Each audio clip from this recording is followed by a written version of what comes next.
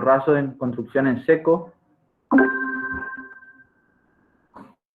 que por lo que sabemos tiene sus factores positivos como rapidez en ejecución, menor uso de mano de obra al ser tan rápido, reducción de desperdicios, es una obra seca.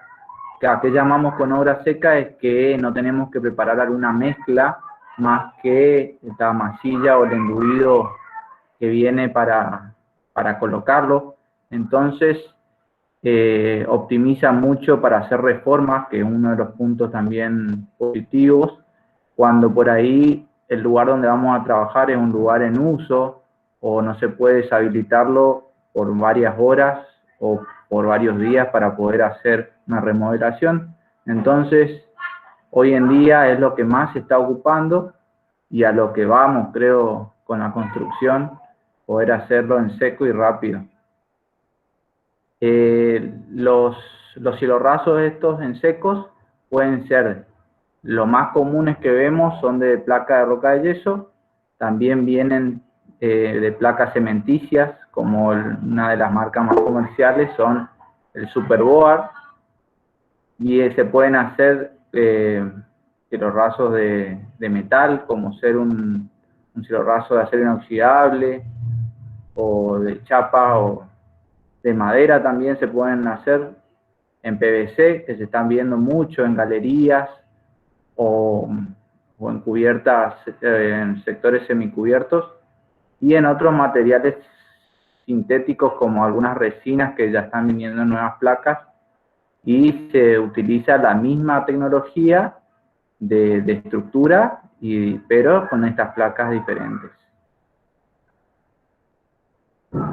Los de rocas de yeso, que son los más comunes que vemos, hay dos tipos muy conocidos de aplicación, que son por junta tomada y por placa desmontable o cielorrazos desmontables. El de junta tomada, lo que tiene es que la estructura, una vez que está terminado, queda perdida, oculta adentro del cielorrazo.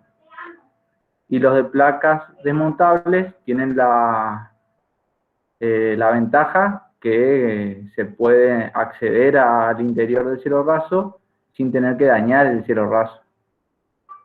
Estos criterios para adoptar uno u otro son por diseño o por acceso, ya sea que tengamos algunas cañerías que ver periódicamente o algunas instalaciones que por ahí debemos tener algún acceso. Con lo de juntas tomadas podemos hacer, si es algo donde un sector donde debemos dejar acceso por cualquier cosa, se le hace una puerta trampa, que en cambio en el caso de los de placas desmontables, uno puede tener acceso a cualquier sector del cielorrazo porque las placas están apoyadas nomás y no daña el cielorrazo cuando accede. Ya viene por hoy en día, creo que de acuerdo al sector se están ocupando los dos con la misma cantidad o con la misma facilidad. Abajo vemos tres marcas que son las más conocidas: Knauf, Durlock y Novoplan, las del mercado, pero hay algunas marcas que están largando placas similares que también se las puede ocupar.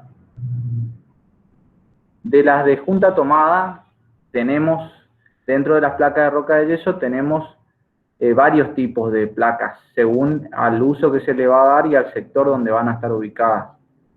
Las placas vienen de varios espesores, dentro de ellos están viniendo de 9,5, de 12,5 milímetros, y también para cielorrazos hay una placa nueva que está viniendo de 7 milímetros, creo, 6 o 7 milímetros.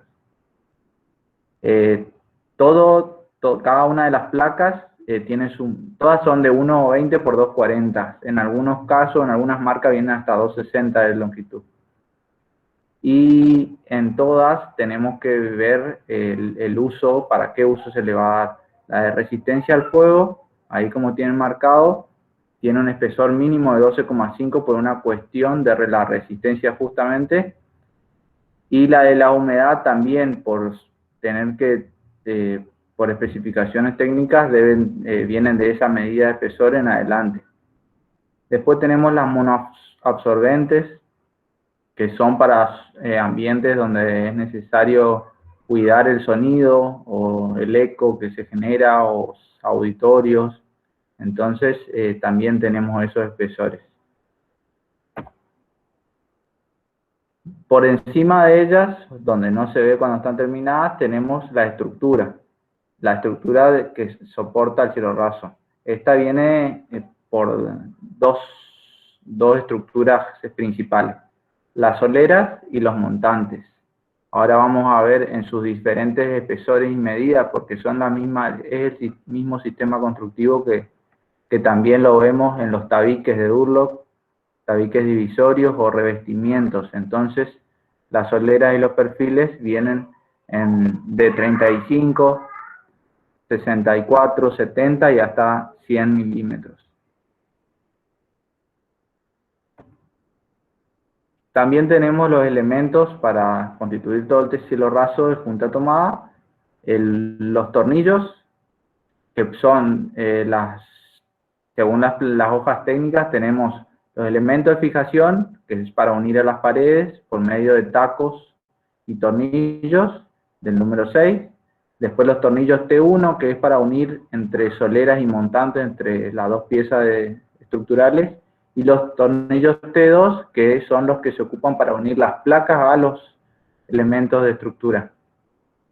También tenemos las masillas, que es para darle después las terminaciones, tapando todas las uniones y los tornillos.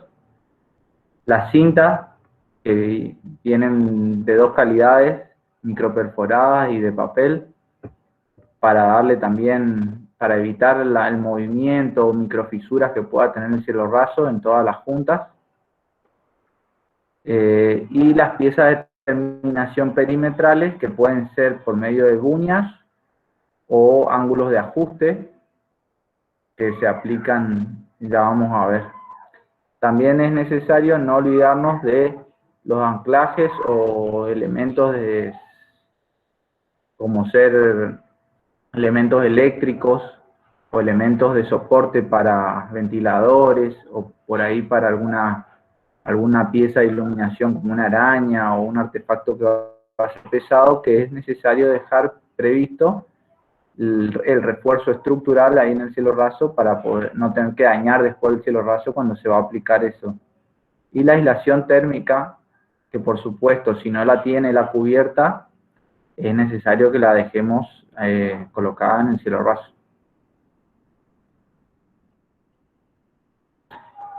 Los cielos rasos, acá tenemos un detalle constructivo de los cielos rasos de juntas tomadas. Si logran ver mi cursor, arrancamos desde acá arriba, donde por medio de un pedacito de solera lo fijamos con un taco Fisher y un tornillo a la losa o al elemento estructural, del cual se cuelgan unas velas, que es por medio de los montantes. Estas velas, según las especificaciones de los fabricantes, tienen que tener una separación de 1 metro, que le soportan a las vigas maestras. Estas vigas maestras están separadas cada 1,20, y a ellas van sujetadas abajo, por debajo, los montantes, que van cada 40. Eso hay que seguir, esas separaciones, porque están dadas por los fabricantes, por lo que admiten las placas. Y en la parte perimetral tenemos todas las soleras que van al mismo nivel que estos montantes, que tienen 1 milímetro más en su apertura para que entren los montantes cuando llegan así de punta. Acá tenemos el detalle de la lana de vidrio, las placas, los tornillos de fijación. Acá tenemos un detalle del mismo cielo raso, pero en el extremo, donde está aplicado por medio de un ángulo de ajuste. Esto es para evitar todas estas terminaciones con la pared, que por ahí no están muy prolijas, se corta la placa, se la arrima y después se la aplica por encima el ángulo de ajuste, que por supuesto va con masilla tapado y no se nota. Acá tenemos en la otra vista, acá arriba, el pedacito de solera que va fijado al techo, a la losa, o la estructura de soporte, en el cual va colgada la vela rigidizadora para enganche acá con las vigas maestras que van cada 1,20. Y por debajo de ella, después cada 40, todos los montantes que van a soportar el cielo raso, las placas de roca de yeso. Acá tenemos unas perspectivas del mismo tipo, solera, vela, montante cada 1,20 y montante cada 40. Y perimetralmente la solera, de que ya vamos a ver más adelante. También hay otro sistema de terminación que, aparte del ángulo de ajuste, que es el de la derecha que les mostré, tenemos con la buña Z. Esto da un redondido perimetral que genera otro tipo de terminación. Hay muchos que lo ocupan, se lo ve mejor porque genera ese movimiento del cielo raso si se mueve, o un portazo, viento, lo que sea, y no se marca acá en esta esquina. Entonces también se lo puedo aplicar. Y acá vemos cómo encastra el montante también en la solera perimetral de todo el local. Y la uña en Z se puede atornillar a la placa o pegar también, dicen algunos fabricantes, por medio de silicona a la placa de yeso. Hay que tener en cuenta nomás que no coincidan los tornillos, porque se aplican en dos partes. Primero un tornillo para fijar la punta de la placa a la solera, y después otro tornillo para fijar la uña en Z a la placa. Y si coinciden, no nos va a entrar y vamos a terminar rompiendo.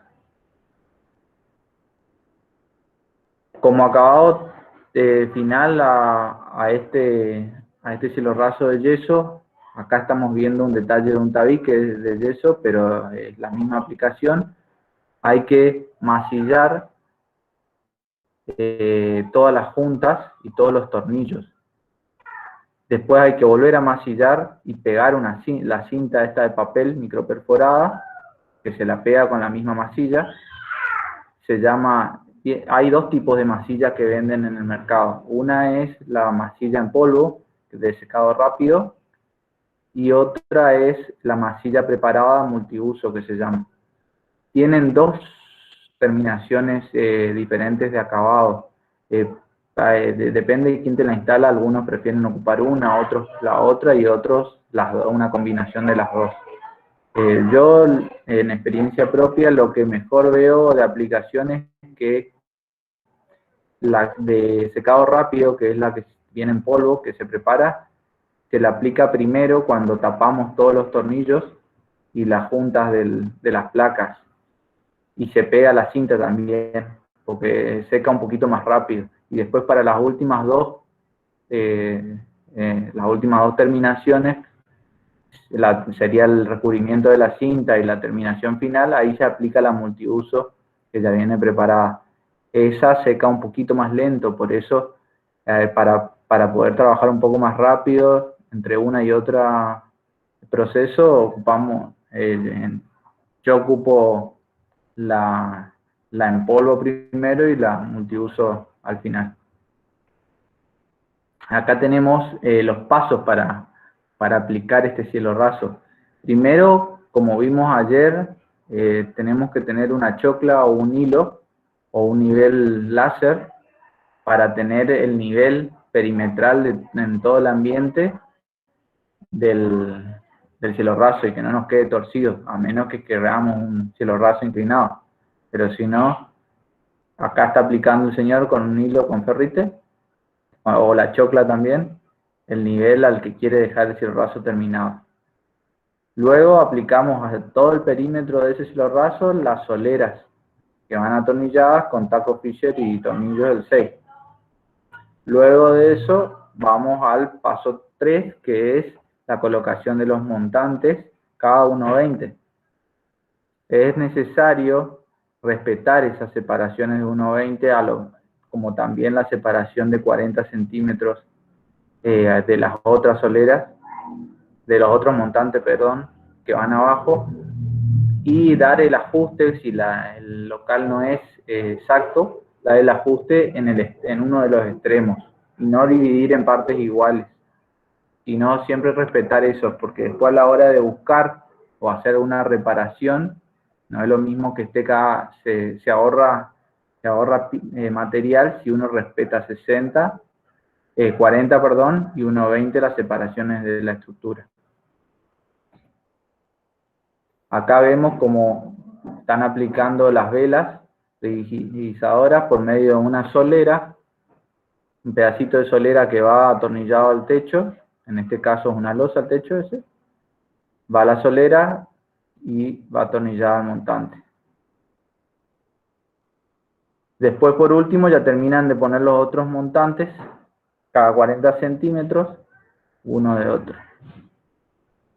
Y una vez que ya tenemos esos, debemos emplacar, pero antes de emplacar es muy importante tener en cuenta que se hayan colocado todos los elementos como ser instalaciones eléctricas, instalaciones sanitarias, instalaciones contra incendios, conductos de ventilación, aislaciones térmicas. Todas las otras instalaciones son necesarias verificar que ya se hayan colocado, porque por ahí los diferentes rubros dentro de una obra, si no están conducidas o no se tuvo en cuenta, el que viene a hacer el cielo raso va a hacer el cielo raso y quiere ir. Y si pusiste los cables o pusiste los caños en todos los lugares que había que dejar previsto, a ellos no les interesan. Entonces, para no tener que dañar después el cielo raso, para volver a dejar lo que nos olvidamos, es necesario verificar todos esos puntos. Bueno, una vez que están todos emplacados, se toman todas las juntas y todos los tornillos por medio de la masilla y la cinta de papel. Bueno, y terminamos el cielo raso. En algunos casos, el cielo raso o los tabiques de Durlock se masillan completamente cuando es necesario o se requiere dejar una terminación especial. En la mayoría o una terminación básica se masilla solamente los medios de unión, los tornillos y todo, y después se le da una mano de fijador y látex para cielo raso.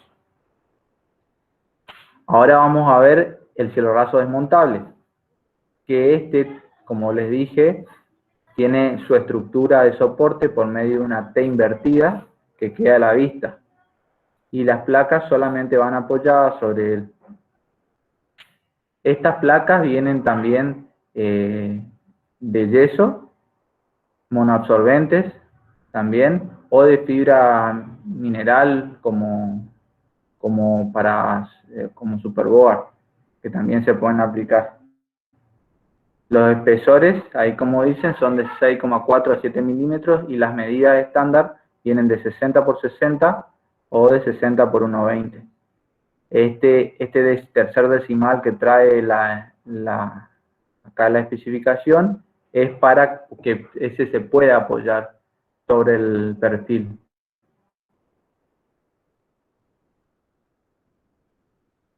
Los elementos para la estructura. Los elementos acá para la estructura, como les dije, son un perfil perimetral L que va en todo el perímetro del local, atornillado a la pared, un perfil T que va invertido, que se llama larguero, que esos vienen de 360, se cortan lo largo del ambiente, y si es más largo tienen un medio de encastre entre uno y otro que se lo hace coincidir con un larguero. Y los travesaños, que son de 60 de largo, o también vienen en otra medida de 1,20.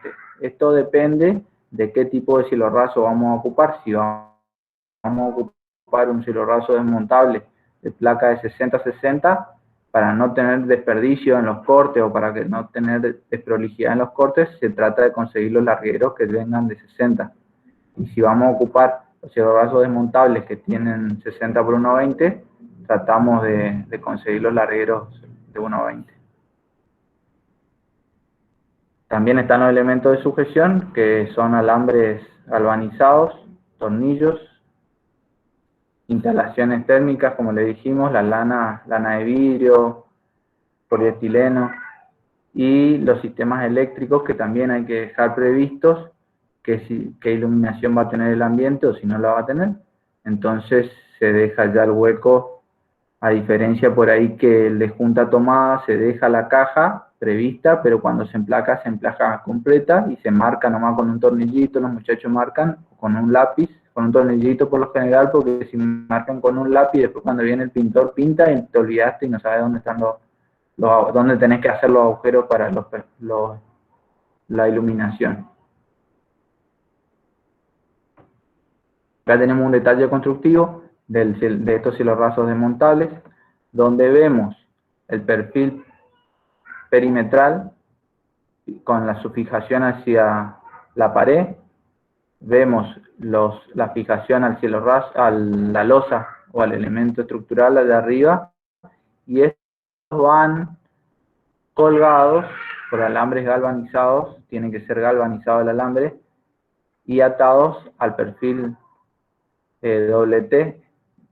al perfil T, no es doble T, y con el cual se ajusta con el alambre para controlar que quede todo en el mismo plano. Y después van los travesaños encastrados acá y van dejando el espacio de 60-60 o de 60-1,20. Acá podemos ver en perspectiva la aplicación. Los elementos con el de soporte de los largueros se deben tener una separación de 1,20 en el sentido del larguero y quedan, al estar el larguero cada 60, quedan en 60 en el otro sentido.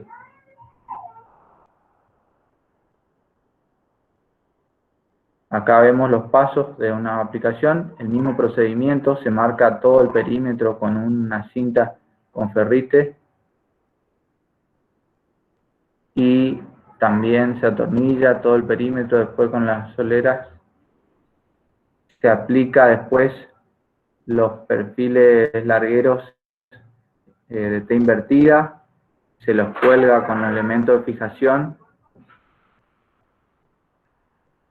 y se ponen los travesaños en encastre para que calce en el T invertido, y por último se aplica la placa.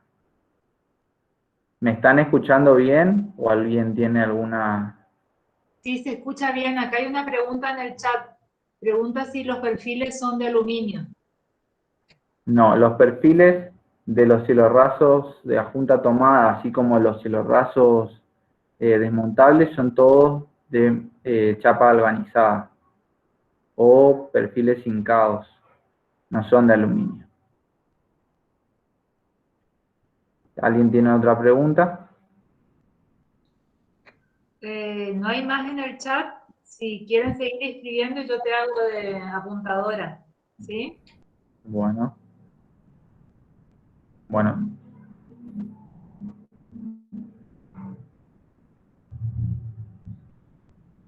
Bueno, vamos a ver entonces algunas fotos de lo que acabamos de ver, cómo está aplicado. En este caso vemos la estructura de perfilería de un cielorraso de junta tomada, que está fijada a una estructura de soporte de un techo de chapa, que no tiene ahí, como se ve, todavía colocada la aislación térmica, pero sí tiene colocada la instalación eléctrica, el cableado. Ya está lista para proceder al emplacado. Acá vemos otra que ya está emplacada, donde se dejó la terminación perimetral por medio de una puña Z. Está colocado ya un elemento de iluminación que se ve acá en medio, una dicroica aparece, y acá hay, en el extremo hay un acceso que por lo que veo acá en la foto es la ventilación de un conducto o puede ser una puerta trampa para acceder ahí arriba si hay que hacer algún mantenimiento de algún sector. Pero hay que tener en cuenta que esta puerta trampa nos da acceso al sector puntuales. No es que podemos subir y andar caminando si el espacio es grande, porque el cielo raso no está preparado para una persona. Está preparado solamente para aguantar el soporte del cielo raso. Ahí vemos la uña perimetral y el acceso. Acá vemos otro perfil Z de la uña perimetral. Acá vemos en otra obra la estructura de perfilería aplicada en dos niveles diferentes para generar, ya sea porque ahí va a ir un baño o ahí es necesario bajar o por un diseño arquitectónico también. Vieron que a los arquitectos les gusta hacer unos dibujitos así con los hilos rasos, está de moda también. Así que hay que pensar todos esos encuentros. Ahí tenemos otra, hay que tener en cuenta también cómo llega con las carpinterías. Fíjense que ahí tenemos una diferencia. Y un cajón para una cortina enrollar, parece.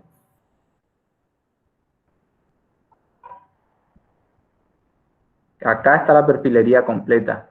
Si miramos sin la marca que le agregamos, tenemos que saber divisar que es la solera perimetral, estas son los montantes, las velas y las vigas maestras. Las vigas maestras, iban cada 1,20. Las velas que sostienen esas vigas maestras van cada 1 metro. Y las otras, los montantes, van cada 40. En el otro sentido. Solera perimetral y ya estamos listos para la placa.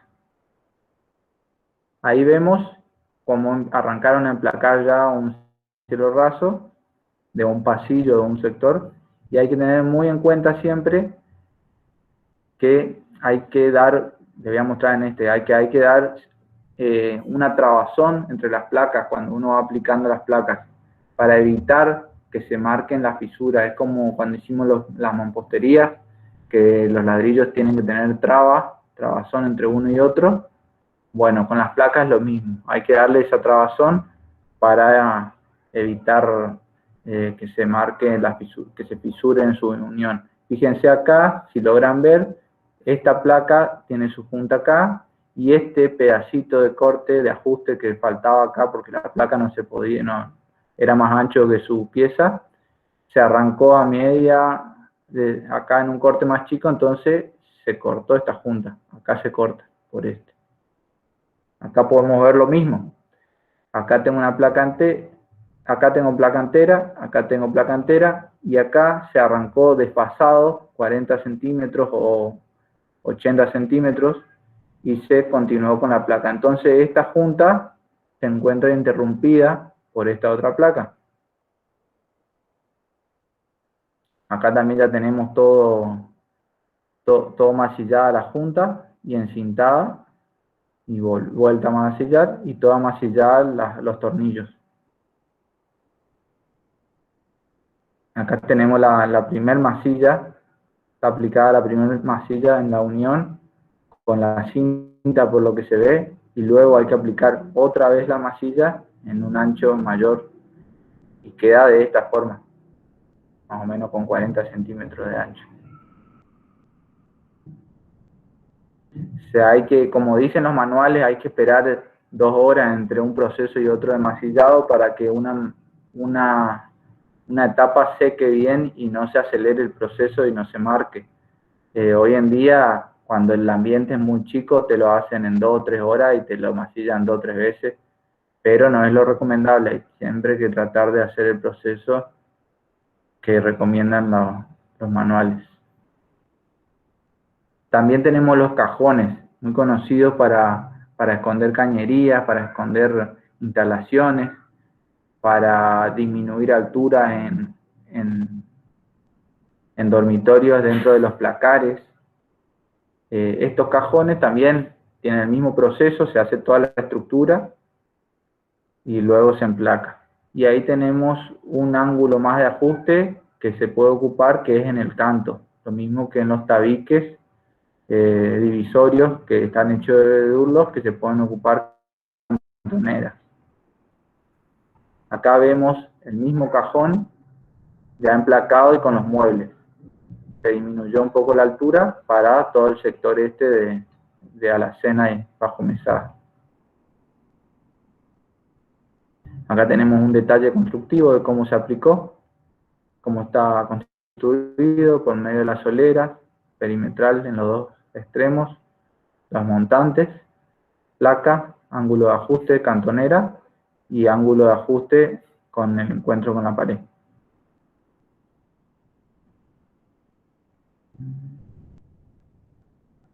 Acá tenemos otra fotografía de una obra donde se tenía unos cajones más complejos con instalaciones eléctricas, bandejas de instalación eléctrica de cables, que hubo que ya era más difícil, pero hay que el mismo procedimiento, soleras colgadas, montantes, velas, solera perimetral.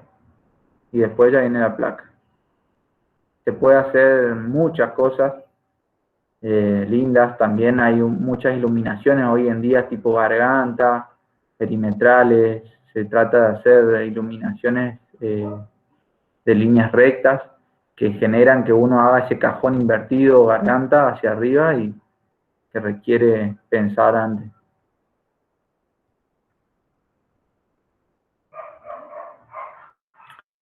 Acá podemos ver las soleras o las velas que están amuradas, no están amuradas, están atornilladas a las losas superior, y también tenemos las bocas eléctricas que tienen ganchos U, y esas no están fijadas a la estructura de nuestro cielo raso, sino están fijadas directamente a la losa por medio de, puede ser varilla roscada, cincadas, o por alambre galvanizado. Yo aconsejo aplicar con varilla roscada, porque eso permite que la boca quede bastante rígida ahí arriba y es mucho más dura, por medio de una broca metida en la losa, o si no hay losa, si es un ladrillo hueco, bueno, hay que tratar de buscar dónde están las viguetas de hormigón para fijar por esos lugares y poder dejar la boca eléctrica bastante rígida, y si no queda como medio colgada, más en este caso que por ahí tenemos las cañerías eléctricas metálicas, le da también bastante rigidez a toda la instalación eléctrica, pero no soporte. Si yo colgo algo solamente por los caños, se va a desarmar, pero sí queda en el lugar. En cambio, cuando por ahí las cañerías son de PVC y está encima atada con alambre, eso queda bailando, queda flojo, y se dificulta después cuando meto los cables y eso, o cuando trato de buscar la boca arriba, si no le pego al agujerito. Entonces, por eso es necesario, o más recomendable, aplicar toda la instalación eléctrica por medio de varillas roscadas colgadas a la losa. Acá vemos una estructura para cielo raso, inclinado, con sus cajas eléctricas. También tenemos, como dijimos, las placas que son cementicias o de PVC, que llevan que se aplican para sectores al exterior, ya sea semicubiertos o libres. Estas placas cementicias no se pueden masillar la junta, porque al ser muy rígidas, cuando le da el sol o por los cambios climáticos, se marca ese medio de unión. Entonces, por lo general, tenemos dos formas de llevarla. A través de una junta invisible, que es por medio de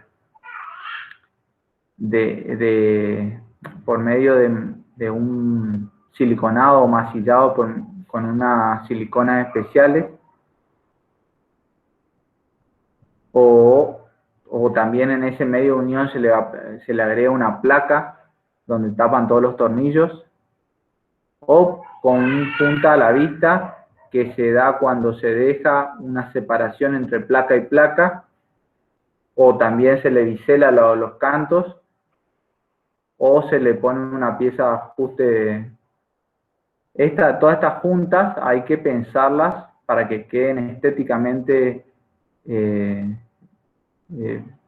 bien presentadas, visibles. Por eso, por lo general, cuando se va a hacer una terminación de un cielo raso al exterior o un revestimiento al exterior, se trata de hacer un esquema, o que el arquitecto o el que hizo el diseño haya pensado eso para tenerlo resuelto, y no arrancar de donde queremos.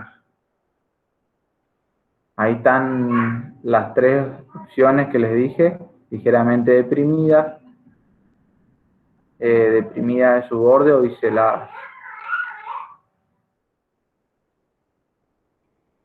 Estas placas tienen la misma estructura de un cielo raso de roca de yeso, pero por su peso se suelen aplicar no con velas de la misma solera, sino con unos soportes más rígidos, un arrastramiento más rígido.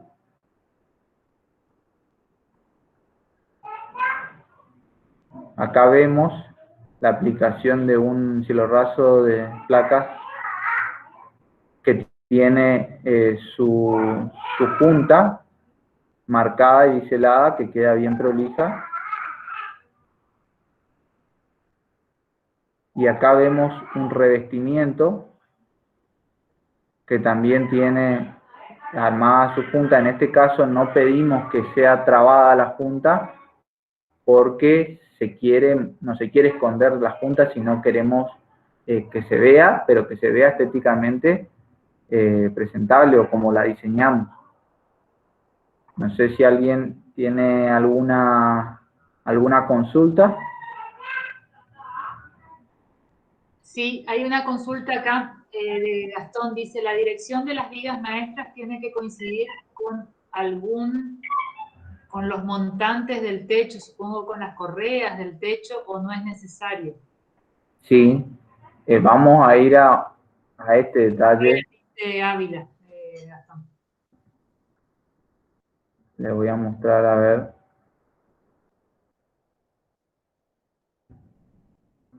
En este detalle podemos verlo bien. Acá, en este caso, las velas tienen que coincidir con la estructura de soporte del techo, porque está colgado del techo de chapa. Si no coincide, ya directamente no podemos perforar la chapa.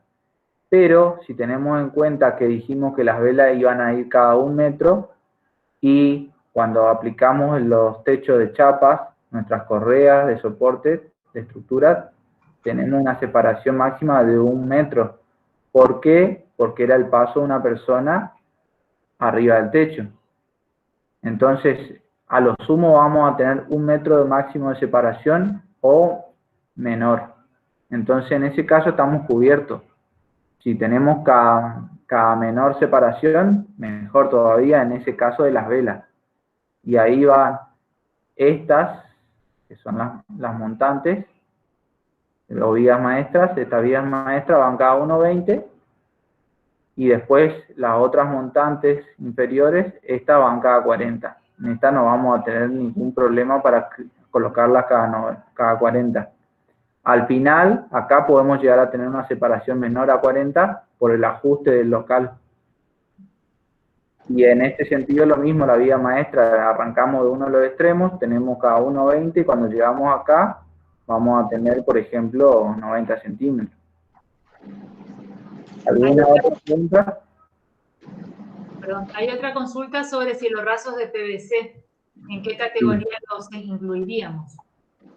Acá lo tendríamos que incluir dentro, como le mostré la de cementicia, también tendríamos cielos rasos de PVC.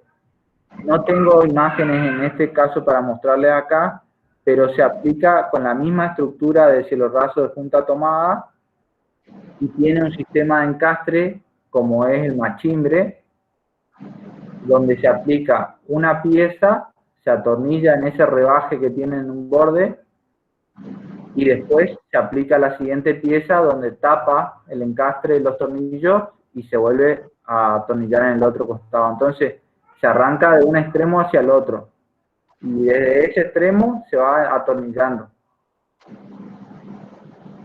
Y después a lo último tiene una pieza de ajuste donde se tapa la última fila de tornillos. Estos cielos rasos quedan muy bien en galerías o cocinas industriales, locales comerciales, tienen buena resistencia, tienen buena flexibilidad cuando por ahí la estructura no es tan rígida y se va a mover, si anda alguien caminando, esas cosas son recomendables para ocuparlo. No tenemos tanta experiencia con respecto a la vida útil con el tiempo, porque es una tecnología nueva, pero no se pueden pintar, se podrían pintar con algún látex, pero no van a quedar igual. Pero en los 10 años que la estoy viendo aplicar, tienen bastante resistencia, no se vuelven amarillentas porque no le da el sol directo y andan bien. También vienen símil madera, son de PVC, pero con una terminación, que ahora en la próxima clase lo vamos a ver con un especialista que viene a darnos un poco de su experiencia y le vamos a poder preguntar y nos va a mostrar los tipos de placas de PVC que hay en el mercado. ¿Alguna otra pregunta?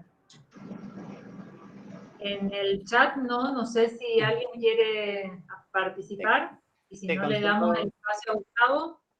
Te consulto, Nicolás, por las dudas. En la cementicias, ¿el tornillo ese siempre queda a la vista o hay algún caso en que se oculte también, se masille?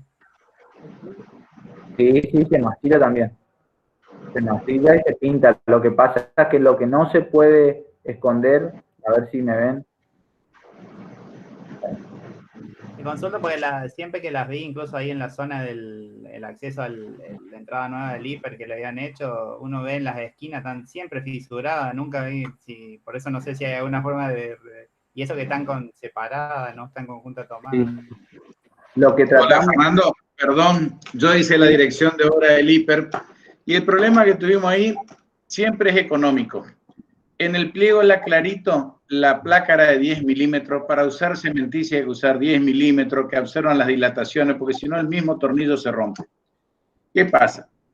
Para abaratar costos, y eso lo aprobó la gerencia de proyecto de Libertad, se le sacó estructura y se cambió el espesor de la placa. Y ahí empezó, ese bicho era tan grande que cada vez que un presupuesto acotado, y bueno, había problemas con la cloaca, era urgente solucionar cloaca y no esto. Por eso que las cosas hay que ejecutarlas tal cual dicen los manuales. Cuando uno quiere inventar y empezar a bajar costos, suceden estas cosas.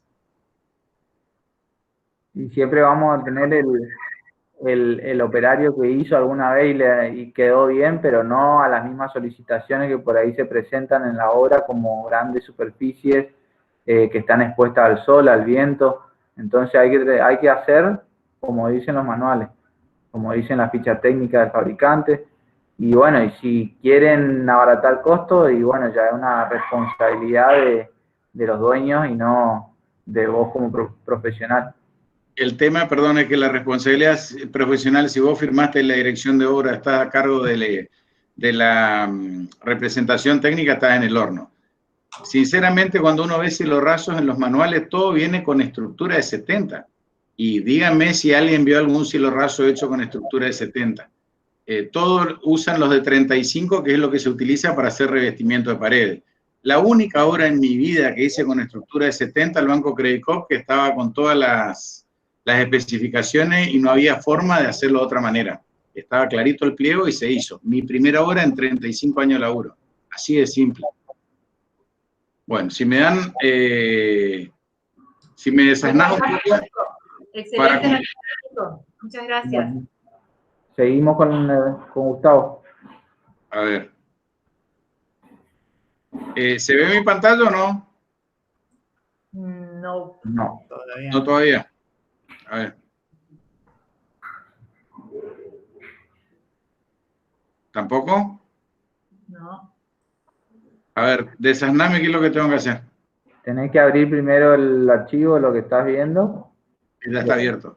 Bueno, baja, minimizalo nomás y ahí en el MET a la derecha abajo dice compartir y el segundo dice compartir ventana. Sí, en eso estoy y no me deja. Y ahí no te aparece tu ventana, varias ventanas te van a aparecer. Tengo presentar ahora. Tu pantalla completa, una ventana. Una ventana. No, sí. Y ahí elegí la Ahí. ventana. Aparentemente se tendría que ver ahí, ¿no? Ahí Ahí sí. estamos. Ahí estamos.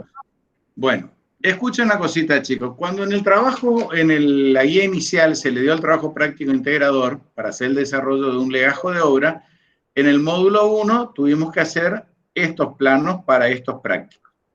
Para el módulo 2, yo lo resalté en rojo, necesitamos un plano de estructura y detalle de techo y cielo raso para poder ejecutar el plano número 1, ¿sí? No sé cómo están ustedes, cada uno de ustedes con esta documentación, si está completa o no está completa. Entonces, esto es lo que se solicitó inicialmente y este plano es el que deberían tener. Bueno, entonces, vamos ahora específicamente al trabajo práctico.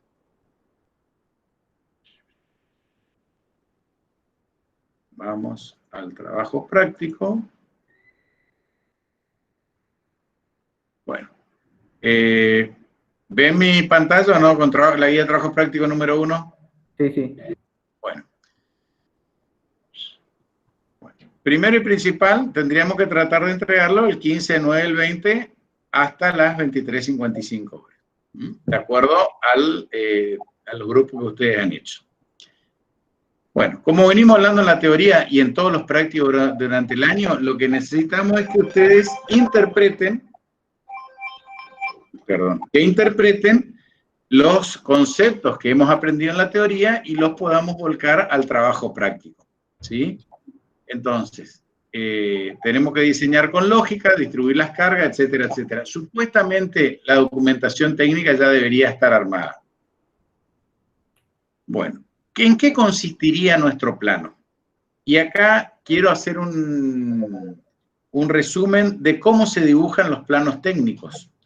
El plano técnico, para poder hacer un plano de techos, ¿qué tengo que entregar? El plano de planta de techo. Es decir, que yo tengo que ver el techo desde arriba con los faldones o la losa, los embudos, las pendientes, etcétera, etcétera. Generalmente, si hago una vivienda muy simple, con techo de chapa a 2 aguas, tendré que poner en la planta de techo cubierta de chapa galvanizada, sobre estructura metálica, sobre estructura de madera vista, pendiente tanto por ciento. E indicar por ahí en la planta dónde quiero hacer los detalles. Generalmente, todo lo que es detalle que voy a dibujar en corte, debería marcarlo en un corte.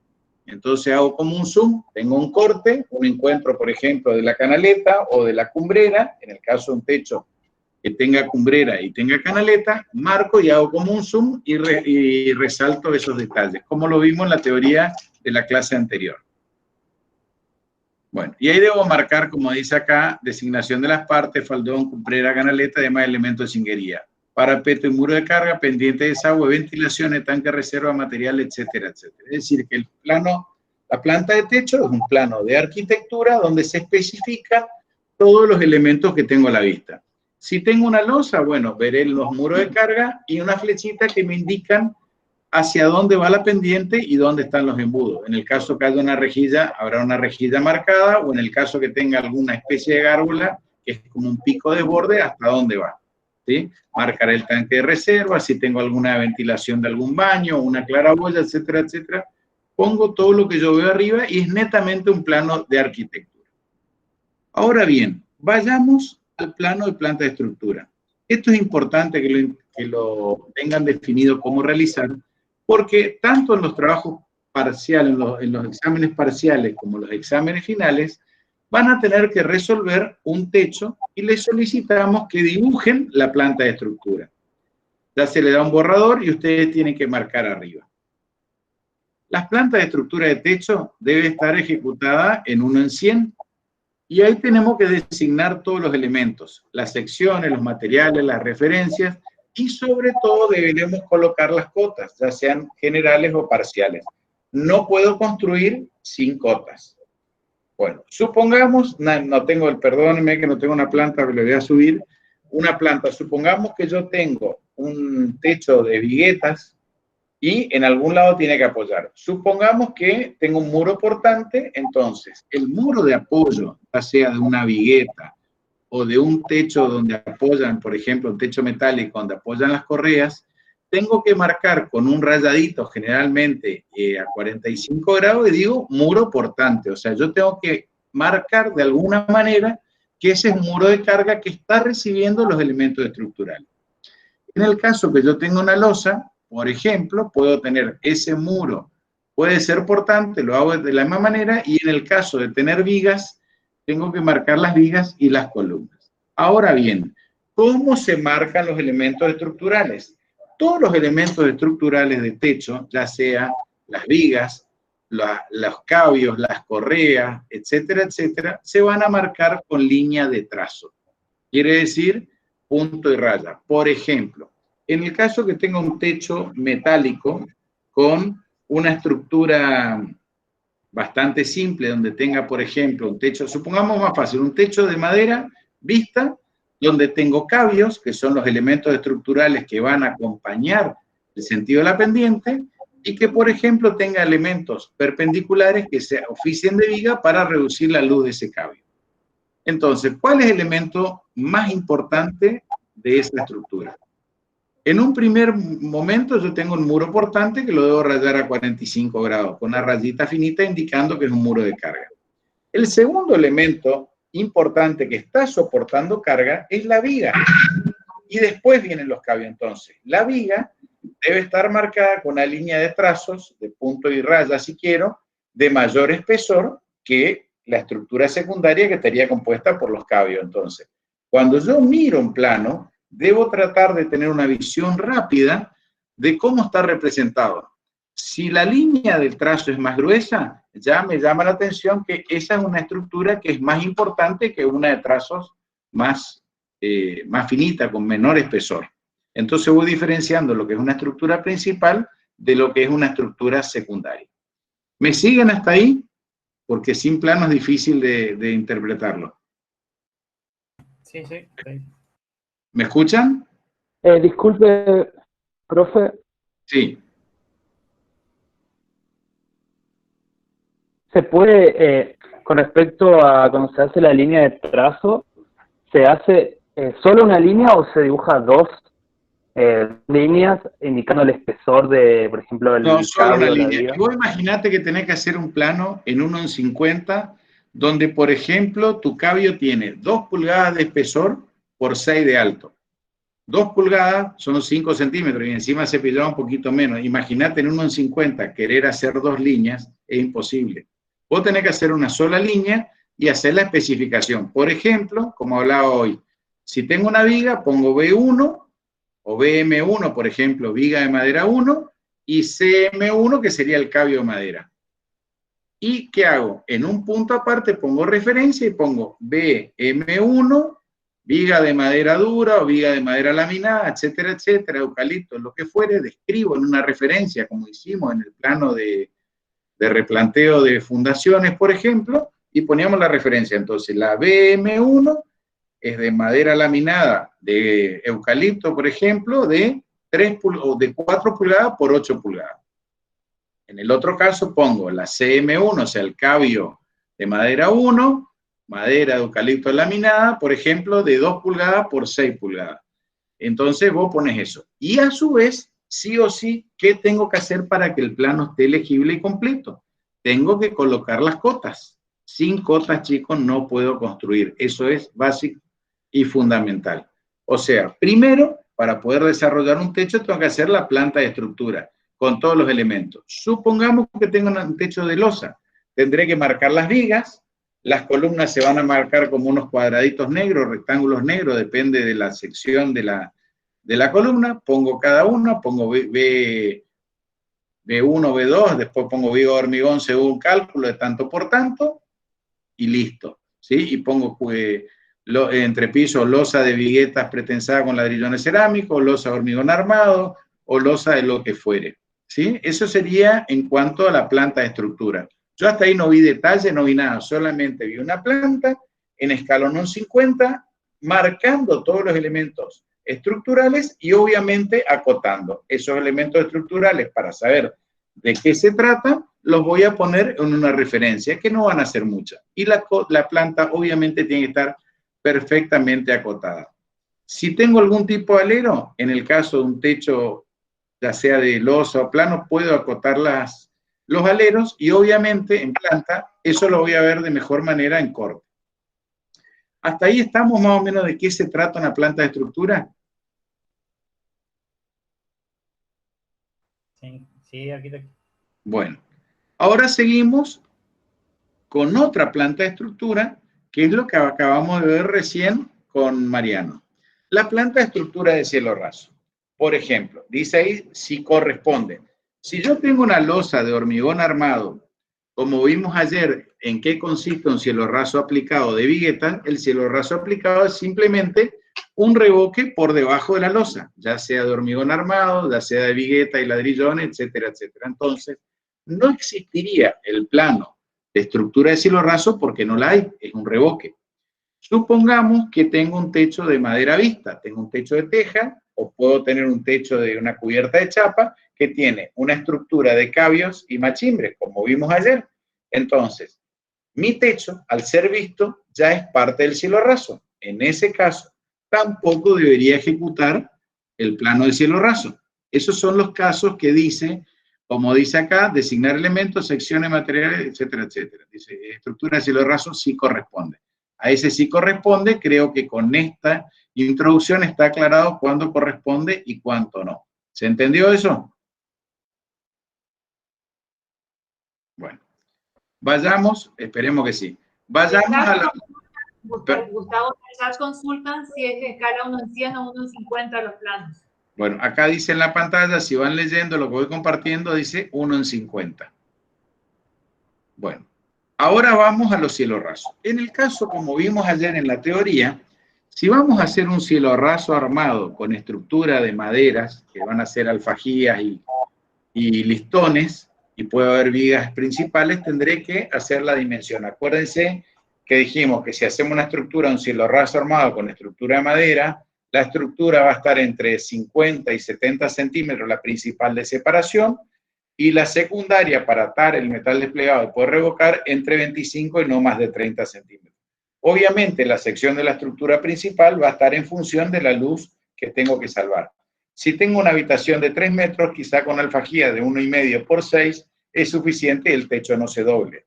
Ahora bien, si tengo un local, por ejemplo, de 5 por 5, voy a tener que atravesar una viga principal dividiendo la luz en dos partes de 2,50 cada uno. Entonces, ya la alfajía, lo mejor de esa estructura principal va a ser de 1 por 6, quizás cada 60 o 70 centímetros. Y siempre donde tengo que clavar y atar el metal desplegado, no tiene que pasar los 30 centímetros, entre 25 y 30 centímetros. Esto voy a ajustar en función de la medida de la planta, siempre para abajo, nunca pasando los 30 centímetros, porque si no el cielo raso, cuando voy cargando con cemento para después hacer las otras capas, se va a doblar. Eso en el caso armado. De hierro, como vimos ayer, prácticamente no se hace con hierro de construcción por una cuestión de costo, es demasiado oneroso y poco práctico, así que uno utiliza madera. Y en el caso que utilicemos un cielo raso de estos livianos armados, tengo las distintas opciones, como vimos hoy. Si hago un cielo raso de roca de yeso, las montantes está compuesto por montantes y soleras, como dijo Mariano, cada 1,20 m la estructura principal, y la secundaria va cada 40 centímetros. ¿Por qué va cada 40 y cada 1,20? Porque la placa se comercializa en 1,20 por 2,40, ¿sí? Y obviamente tendré los ajustes en en los extremos de acuerdo a la dimensión del local.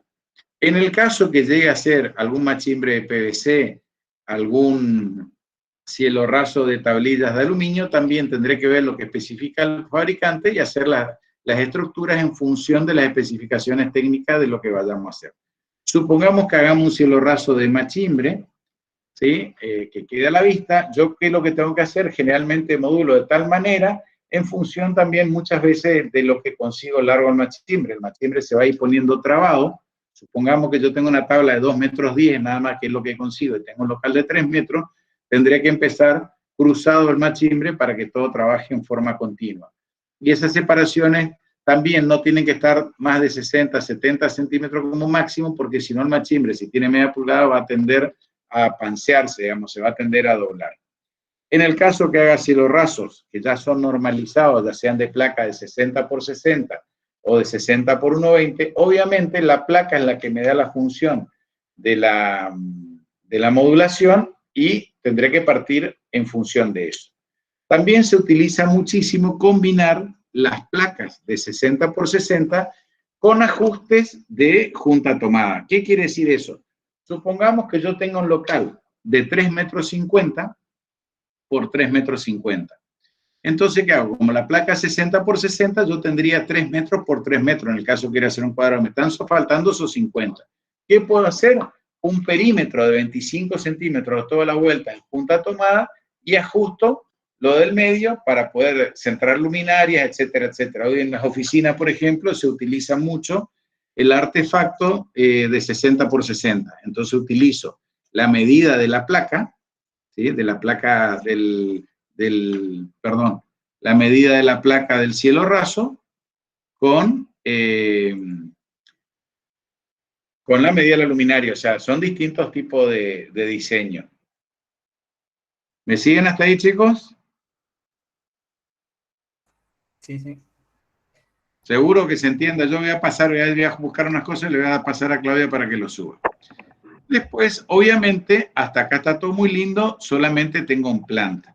Y ahora viene la parte más complicada. Yo, para poder resolver un detalle, para saber bien la altura, para saber, como hoy mostraba Mariano, si un cielo raso, muchas veces las obras comunes no tengo un pliego de especificaciones técnicas, así que no tengo una especificación escrita de cómo lo debo hacer.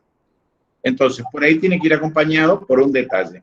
Por ejemplo, hoy Mariano mostraba el cielo raso de junta de tomada con un perfil de aluminio metálico, que hace en perfil buña, que hace la unión entre la buña y la pared. O bien puedo tener una moldura, que ya sea en el caso de un cielo raso de yeso hecho in situ, el yesista puede tener distintos modelos de moldura y ejecutar la moldura que yo quiero, o bien puedo tener molduras de poliestireno expandido que ya vienen preconformadas, elijo el modelo de Ecoforma, la marca que sea, se pega con adhesivo especial y también lo especifico. O sea, si yo quiero que un cielo raso quede de tal o cual manera, tengo que aclarar cómo quiero hacer esa especificación.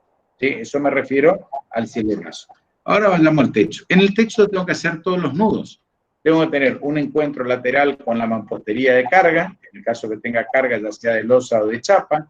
Tengo que tener un encuentro con la canaleta, si tengo un desagüe, cómo voy a tener una cumbrera, cómo voy a evitar el ingreso, en el caso de un techo de chapa, en las piezas de cinguería, como vimos en teoría, que lo mostró bien Claudia, la famosa compriván, que preguntó si era de un lado o de otro, contestaron estos para tal o cual lado, o sea, que estuvieron atentos, ¿sí? Para los que estuvieron en la clase.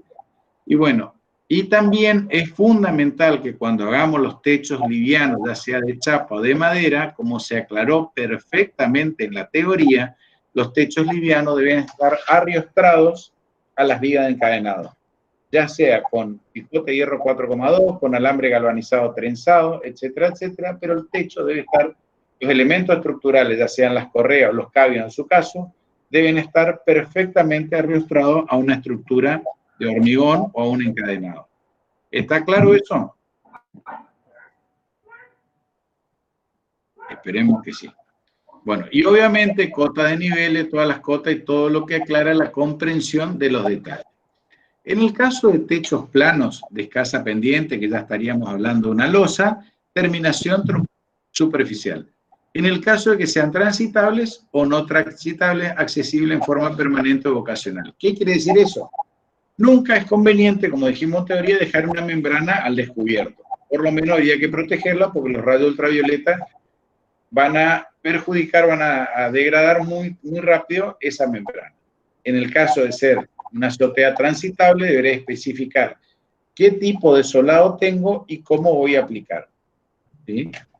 Las pendientes de escurrimiento de las aguas pluviales, cómo voy a hacer ese hormigón pobre, la barrera a vapor, esa clase que di yo, donde estaban todas las capas de las distintas capas para ejecutar, o sea, la carpeta, la barrera de vapor, el hormigón dependiente, el aislante térmico, etcétera, etcétera, etcétera, todas las capas, ¿sí?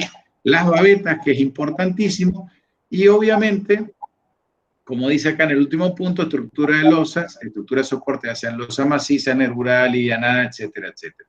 Debería especificar perfectamente bien cómo tengo que marcar esos detalles, digamos. Y acuérdense que en las uniones entre planos verticales y horizontales tengo que tener, en el caso una losa, en el lado interior una uña, una moldura, y ojo qué pasa con la parte exterior, en el caso que, por ejemplo, tengamos que recurrir a una pantalla hidráulica. Y ayer Claudia volvió a hacer hincapié en lo que hablamos en la clase de teoría de techo plano. Una pantalla hidráulica se resuelve de una manera muy similar a un techo, a un cielo raso armado, ¿no? Acuérdense, como vimos la estructura principal, la secundaria, el metal desplegado, etcétera, etcétera. Empiecen a visualizar esas analogías que hay en sistemas constructivos, ya sea para un lugar u otro, que les va a ayudar a resolver de una manera mucho más sencilla. Bueno, también marcar los cielos rasos, marcar los materiales en el caso que sea suspendido, etcétera, etcétera. Esto redundar un poquito lo que venía explicando. Respecto a los techos inclinados, de vuelta un poquito más, terminación superficial, qué tipo de tejas, ¿sí? Pizarra, etcétera, etcétera. Acuérdense todos los techos, en el caso un corte, como lo mostró bien Claudia, ver las secciones de los elementos, ya sean los listones clavadores, las alfajías, qué pasa con una teja plana, qué pasa en la primer teja que había que poner en el inicio, qué pasa con un techo de tejas coloniales, si tengo que hacer el desborde hidráulico o no, cómo voy a solucionar mi encuentro entre el faldón y el muro de carga en el caso que hubiere, si tengo un alero, cómo lo termino, etcétera, etcétera, etcétera. Tengo que visualizar con respecto al plano de arquitectura cómo voy a resolver cada uno de esos detalles. Bueno, ¿se entendió más o menos lo que tenemos que hacer o no? Y bueno, creo que lo principal es que comiencen a hacerlo y ahí van a surgir. Y vamos corrigiendo. Y yo voy a buscar detalles y te lo paso, Claudia, para que lo subas a la planta. De todos modos, chicos, si ustedes miran los detalles que mostró Claudia en las clases de techo inclinado, más lo que subimos de techos planos, ahí más o menos tienen detalles de todo. Lo que más me preocupa es que ustedes hacen agua, hablando mal y pronto, en la confección de los planos de estructura, ¿sí? Y después dicen, no, nos damos tal materia, tal. Marquen los elementos estructurales, se marcan todos en línea de trazo, y los muros portantes se marcan con un hatch en diagonal, marcando que es un muro de carga. Eso tiene que estar clarito porque si no se presta a confusión. Y obviamente todos los planos deben estar especificados. ¿Qué son cada elemento estructurales? Y otra cosa es fundamental que los acoten. Sin cota y sin especificaciones es imposible construir. Y en los detalles y en los cortes tendré que ver las pendientes y todos los elementos. En el caso de techo de chapa tendría que ver de lo más simple, un techo de cubierta de chapa sinusoidal soportado sobre una estructura de perfiles C. Tengo el perfil, cómo lo arriostro, cómo lo voy a fijar con un autoperforante, con un gancho J. Todo eso se explicó perfectamente en teoría. ¿Qué tipo de aislación voy a hacer? Si pongo un colchón de lana de vidrio con una barrera por incluida, o si voy a poner la famosa membrana aluminizada de PVC espumado tipo Isolán, que ya hemos visto y lo explicó Claudia, que se degrada muy rápidamente en nuestra zona. En el caso de tener los techos de teja, cómo van a estar la alfajía, de qué es el bendito clavo que es carísimo, pero hay que ponerlo para que no se oxide, qué tipo de membrana voy a poner abajo, cómo pongo la membrana. Acuérdense que así como solapa la teja de abajo para arriba, cuando coloco las aislaciones, ya sea aislante térmico o membrana, también tengo que hacerlo de la misma manera, en forma horizontal, en forma, perdón, longitudinal al faldón, de abajo hacia arriba, solapado, cómo voy a hacer las canaletas, cómo solapo el techo de chapa, cuántas ondas para un lado, cuántas ondas para el otro, etcétera, etcétera, etcétera. Creo que se explicó bien en teoría, y si se toman el trabajo, que son 2 carillitas nada más, lean la guía de trabajos prácticos y ahí está todo. Entonces, cuando queremos saber qué escala presento, ahí está el detalle. En qué escala está la planta, ahí está escrito. ¿Qué debe contener cada detalle? Está especificado. O sea, tienen una guía, chicos, para más o menos guiarse de lo que ustedes tienen que hacer. ¿Alguna consulta?